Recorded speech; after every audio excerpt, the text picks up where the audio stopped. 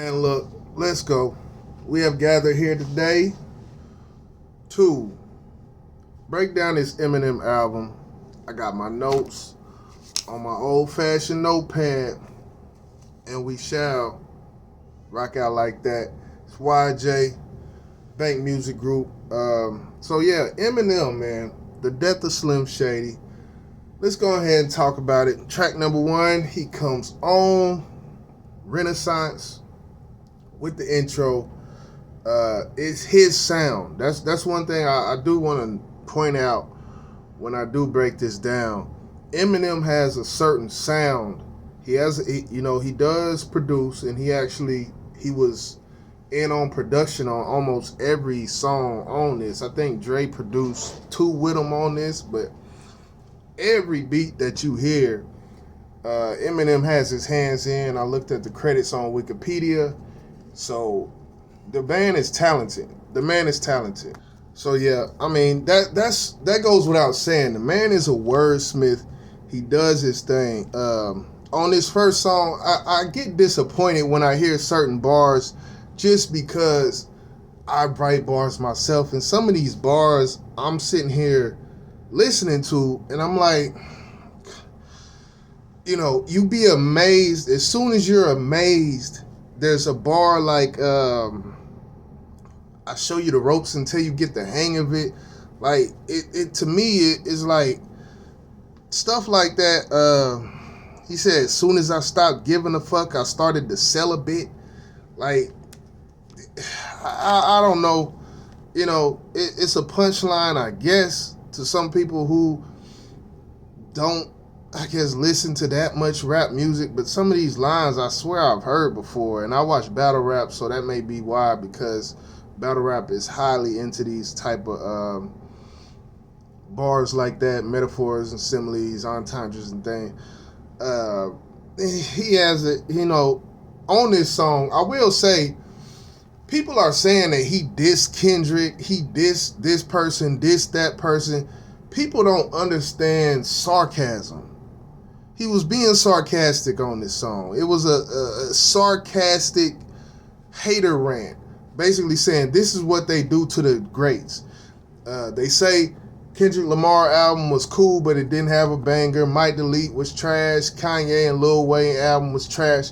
He's saying that to say that's what people do to the greats is hate. And I feel a little mixed about this, because my thing is this: if people are critical, is that hate? If someone is strictly saying, I don't like how you did this and how you did that, can we? Yeah, I just think the word hate gets thrown around too much. People are gonna criticize your art, but one thing about it, that's your art. So in itself, nobody can criticize art because it's your art. So anybody that's doing it, you gotta kind of take a blind eye to that shit to a certain extent. You see what I'm saying? So the next track is called Habits. It's actually one or two of my favorite songs on this track. There's a few other songs that I like, but Habits was definitely one of my favorite ones on it. I like the beat, I like the hook, I like the concept. Whoever did that hook, I think his name is Sly Paper, if I remember correctly. If I'm wrong, then forgive me, but he did a dope hook on it. The next song, Trouble, he starts off, first bar, fuck blind people, deaf people suck. Like, that's the death of Slim Shady. That's what he's speaking from Slim Shady, of course, in this instance. And he goes back and forth in this album about trying to kill off this persona that he had when he came out. And the thing about it, when it comes to that, for me, it's like, is he using Shady to tap back into that market, to those people who do like that about him? Or is he just using it for more shock factor? And what was his original point of doing all this shit? Christopher Reeves, rest in peace. Like, let that man rest in peace. I don't understand his infatuation with fucking Christopher Reeves. Like, he died in, I think, I just looked, 2024, this man died. He was in a wheelchair and all. Why are you still talking about this man? Like, I don't, that shit really blew my mind. He said he started off the song, like, it's one of these songs, he started off, and then he's like, I love all of y'all. And then he's like, except for Chris. And then you hear a horse in the background. And that's because Christopher Reeves fell off of the horse, and that's how he got paralyzed or some shit like that. Something like that. But why the fuck, my thing, why are you still talking about this man? I don't know. So it's a little weird, man. And I can understand him being on the drugs, and when he came out, he was doing popping pills and all of that. So I can understand that going along with maybe some of his older lyrics. But to hear it now, I'm not gonna lie, it does feel a little bit forced. In which maybe that's okay because it's the death of this. But I don't know. To me, I'm not a shock factor type. I don't like people who say shit for shock factor and just say oddball shit just to get reaction type shit. So I don't really rock with that no matter what context it's under. Even if you're killing this character off, I really just don't rock with it. The next song, Brand New Dance, I will say again, it's his sound. He has a very distinct original sound, and I will give him credit because that is very rare in 2024 hip hop. To have your own sound, to produce your own sound, and to stick with your own sound and not care what anybody says about it or if they like it or not. This is your sound. He's procured this sound, and it's kind of like a spin-off of Dr. Dre's production with a little mix and a little more up-tempo. It's like an up-tempo Dre beat with the I'm trying to think of the word, but it's like a constant drumming through the song. Doom, doom, doom, doom, doom, doom, doom, doom, doom, doom, doom. It's like a continuous bass line type of thing. And that I credit that to his sound. Even though it's been done before, he's the only person who I can think of who really just stuck with that sound. So I credit that sound to him. Salutations for the originality when it comes to that. So yeah, Brand New Dance. It's kind of like a mixture between a party song, like Slim Shady doing a party song. So I get it. The next song was Evil, which the beat, the mix, the master, it was masterful just from a sonic standpoint of listening to it. The master, the sound effects, the production all came together very well on that song. So with that song, it's not really too much what he's saying that I'm listening to. I'm kind of listening to all of the little nuances in the mix because it's a very masterful mix on that song. Lucifer, I thought it was cool. He's a wordsmith, and he showed that off in this. Course by Slide Paper was fire. It was a 4-bar hook. I wish it was an 8-bar hook because I enjoyed it that much. Slide Paper, never heard of him before, but definitely kudos because he did his thing on that hook. Antichrist, once again, is his sound.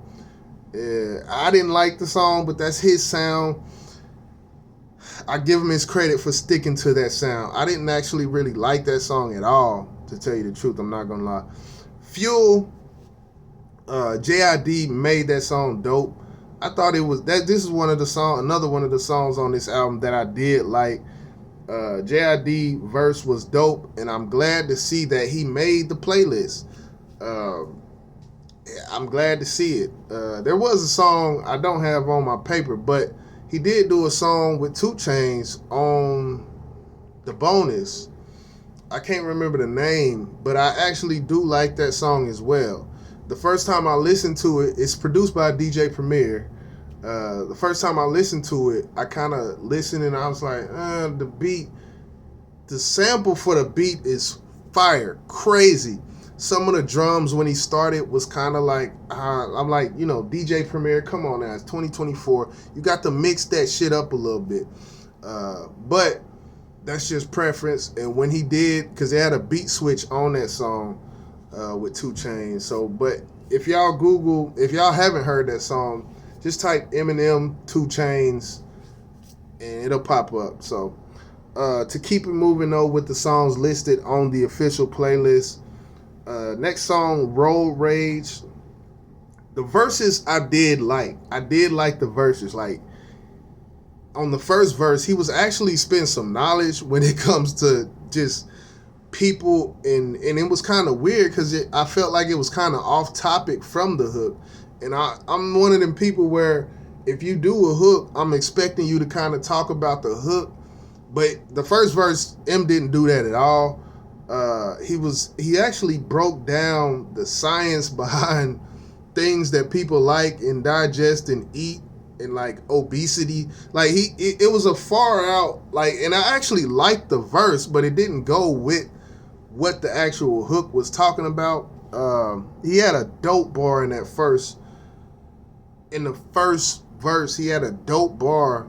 It was an Abe Lincoln bar. He said something like Abe Lincoln, and I might flip out, and you might see me like they blinking or something like that. But if you take the T off of they blinking, it's Abe Lincoln. So when you say it in a smooth way, constructed in a bar format, I appreciate that. That's a bar. Like when they say that's a bar, that's a bar. That's not show you the ropes until you get the hang of it.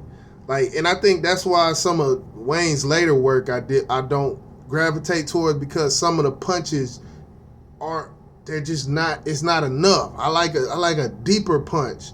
I like a punch that got a little something to it, not just you know. But the next song after that was Guilty Conscious. And this song, man, I must say, that was disrespectful to the legacy of the first Guilty Conscious. Guilty Conscious, one of my favorite Eminem songs, but that was disrespectful to that previous legacy. He should have left that Guilty Conscious alone. And I'm going to leave it at that. I don't want to go too hard on that. Next song, Head Honcho, was okay. You know, again, with his trademark sound, it was cool. It was cool. I Got a Bad One. Bad One was the next song. It was cool. Dope wordplay. I like this wordplay on that song. I really have nothing too bad to say about it. It did sound like a commercial record. It sounded like it might be his next single, because it does sound like something that you would hear on the radio. Last song I'm going to talk about, Somebody Save Me. Epic song. I liked it. I like to hear that type of shit. I like to hear the you know, about his relationship, family, and going through addiction and all of that, featuring Jelly Roll. So I actually did like that song. So, you know, when it comes down to it, overall, I appreciate the album. I definitely appreciate it because he didn't have to do it. He does not have to do music anymore. It'd be like Jay-Z putting out an album. Jay-Z does not have to put out an album. Eminem does not. These people on this level, they do not have to put out albums anymore. If they're putting out an album, it's because they want to. It's because they're passionate about it. It's not because they need to pay their bills. So I respect it. Ultimately, I will always respect the artist for putting something out and not having to put something out because this is your job. Because this definitely does not have to be Eminem's job. He can do whatever the fuck he wants to, but he's choosing to do this. So salute to M. I'm not gonna bash him too bad. It wasn't even in my top 4 M albums, I would say. And from here, does the does the coup de grace, Death of Slim Shady, does that mean there's no more of this random shit talking about Christopher Reeves and Caitlyn Jenner and all this shit that he be name drops and shit? Hopefully it is for me. I don't want to hear this shit no more. Just rap, man. This was YJ, Bank Music Group. I kept it under 15 minutes. I'm so glad I did, because I probably could have did 30 up here, but I'm trying to keep it a little short with these reviews. 15 minutes, man. I'm out. YJ. Yeah.